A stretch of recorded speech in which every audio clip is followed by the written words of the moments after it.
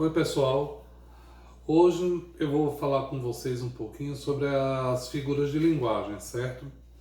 Então vejam, o exercício que eu coloquei para vocês vão ter algumas figuras de linguagem. Vocês já viram isso durante todo o ensino fundamental, certo? Na vida da gente, a gente sempre tem contato com esse tipo de linguagem.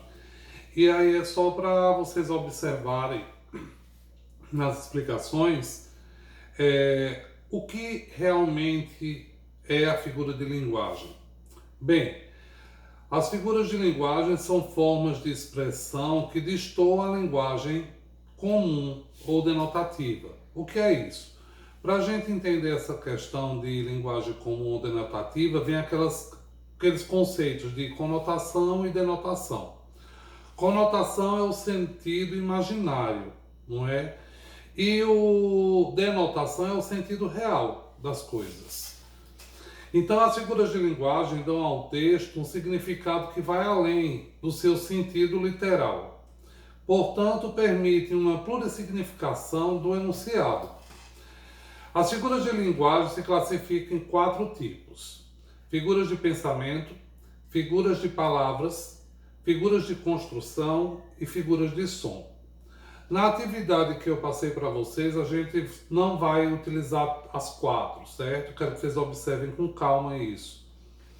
Então vejam, a figura de pensamento são inúmeras. Eu vou falar algumas delas. Por exemplo, antítese. Antítese é uma figura de linguagem que ela trabalha com a oposição dos termos.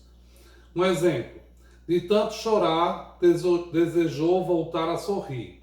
Então vê que tem aí 2 palavras que ficam em oposição: chorar e sorrir. Quando isso ocorre, a gente vai ter aí a figura de linguagem chamada antítese, certo? A personificação, o nome já diz, que vem de persona. Então é quando se atribui uma qualidade humana a seres inanimados. Por exemplo, a lua apareceu no céu tímida. Veja que timidez é uma qualidade que se dá a seres humanos. Então a lua, na verdade, ela apareceu pequena. Mas aí quando a gente diz a lua apareceu tímida, eu estou dando uma qualidade humana. Isso chama-se personificação. Ironia. A ironia quer dizer uma ideia contrária à que se pretende dizer intencionalmente. Exemplo: ele parece um anjo, adora arranjar confusão. Observe que o anjo, ele destoa da questão de confusão, porque os anjos, eles são calmos, são quietos, tranquilos. Então, confusão já destoa aí com a palavra anjo. Então a ironia, ela está usando uma forma de dizer algo que ele quer dizer o contrário. A ideia, ela é contraditória ao que foi dito. Paradoxo é o contraste de ideias também. Só que lembra um pouco a ironia. A ironia que vai diferenciar do paradoxo é que na ironia você pretende usar isso intencionalmente. No paradoxo, normalmente não. Exemplo: quanto mais eu trabalho, menores são as minhas oportunidades de reconhecimento. Então, qual a lógica? Se você trabalha mais, era para ter mais reconhecimento. Já que ocorre aí um contraste das ideias, de trabalhar mais e não ter reconhecimento, aí é o que a gente chama de paradoxo. A hipérbole é uma figura que ela trabalha justamente com a ideia de exagero e é intencional também. Exemplo: estou morrendo de saudades de você. Veja que aí, estou morrendo, a palavra morrendo, ela foge do sentido real da palavra. Na verdade, eu não estou morrendo, eu apenas estou com muita saudade. Então, essa vem a questão da hipérbole. Já a sinestesia é uma fusão de sentidos. O que são os sentidos? É olfato, paladar, visão, audição e tato. E aí a gente vai fazer uma fusão dela com outras palavras. Um exemplo, o branco doce que coloco em meu café já não me apetece mais. Veja que tem aí branco doce. Quem é o branco doce? Na verdade é o açúcar. Então essa é uma fusão de sentidos. Mas branco doce, vê que tem a questão da visão com a cor branca e vai ter o doce que é a questão do paladar. Continuando, agora a gente vai falar um pouquinho sobre as figuras de palavras. Nas figuras de palavras tem várias, também, são muitas. Eu vou citar apenas algumas aqui para vocês terem uma ideia. Primeira delas, que é uma bem comum, é a comparação. Comparação, o nome já diz, né? Está comparando algo. E é interessante que nela normalmente vai vir a conjunção como, expressa na frase. Normalmente vem com ela. Exemplo, minha mãe é linda como uma flor. Veja, eu estou comparando mãe, a beleza da mãe, a beleza da flor.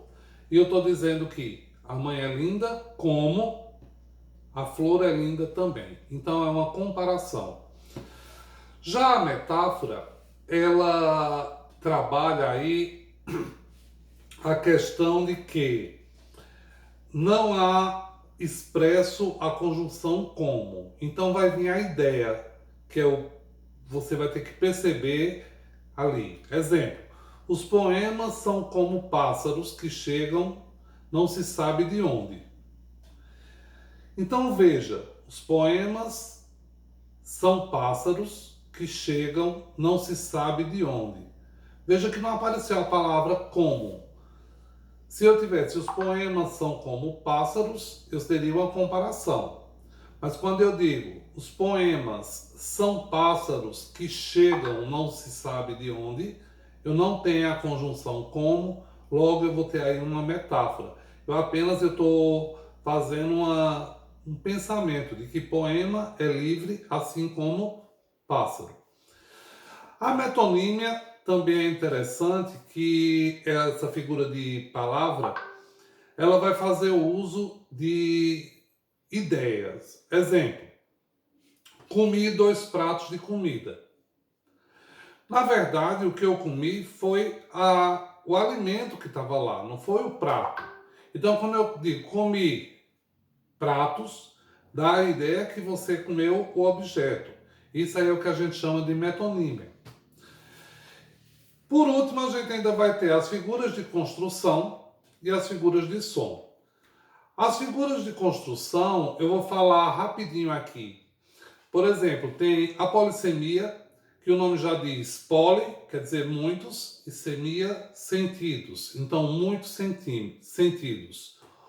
Ou multiplicidade de sentidos de uma palavra, ou de uma locução. Um exemplo bem interessante é quando a gente fala botão. Porque a palavra botão, se eu digo o botão da camisa caiu, você já vai se remeter ao objeto, o botão que prende a camisa. Quando eu digo o botão da rosa abriu, veja que aí eu vou ter um outro sentido, mas a palavra continua a mesma, que é botão. Outra que é bem recorrente é a questão de manga, né? Manga de camisa, manga da fruta. Então ela tem a mesma escrita, o mesmo som, mas ela tem ideias distintas. Outro exemplo é o polissindeto, que é uma repetição constante do conectivo. Por exemplo, estudei e fiz uma lista de exercícios e uma prova e tirei nota boa. Veja que esse i que vai se repetindo é o que a gente chama de polissindeto. Já o eufemismo, que é uma outra figura de construção, ela emprega termos que são considerados leves. A gente, quando quer realmente suavizar algo, uma notícia, usar uma palavra para não ser grosseiro. Aí a gente normalmente usa uma palavra mais suave. Exemplo, quando alguém morre, eu não vou chegar para alguém e dizer, um amigo, um parente, vou falar, ele morreu. Eu digo, ele descansou, ele está ao lado de Deus. Então veja que há uma suavização da expressão, para não se tornar, no caso aí, ofensivo, ou muitas vezes até cruel com a palavra, certo? E as figuras de som, já diz aí, normalmente são muito utilizadas nos poemas. As crônicas também utilizam bastante esse tipo de figuras de som, que é uma repetição de sons dos mais variados. Nós temos, por exemplo, a assonância, que é a repetição de sons vocálicos. Exemplo, a Aurora ama os animais. Veja que é uma repetição da vogal A. A Aurora tem duas, ama, duas, animais, duas. Então isso chama-se assonância quando se repete vogais. A aliteração tem o mesmo processo de construção, só que no lugar de utilizar vogais, é a repetição de consoantes.